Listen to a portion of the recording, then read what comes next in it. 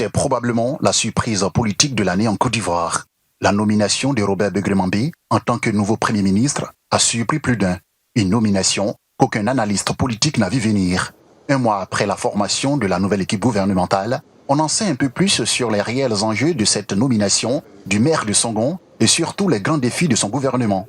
Pour le politologue Simplice Dion, le président Alassane Ouattara attache du prix à la prochaine Coupe d'Afrique des Nations et le nouveau Premier ministre a déjà fait ses preuves en réussissant l'organisation des 8e Jeux de la francophonie en 2017.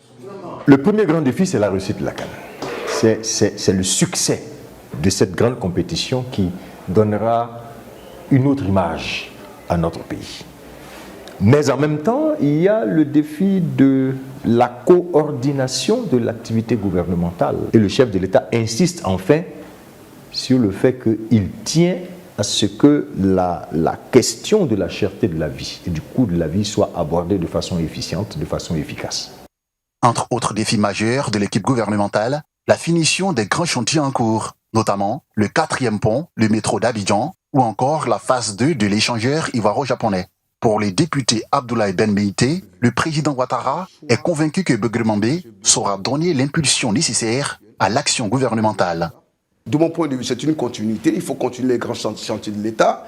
Il faut mener un combat, mais un combat rude, sans merci, contre la corruption, à quelque niveau de la vie sociale qu'il soit. Mais je voudrais également inviter ce gouvernement à axer aussi sa gouvernance sur la moralisation de la vie publique et surtout à inviter les Ivoiriens autour des valeurs.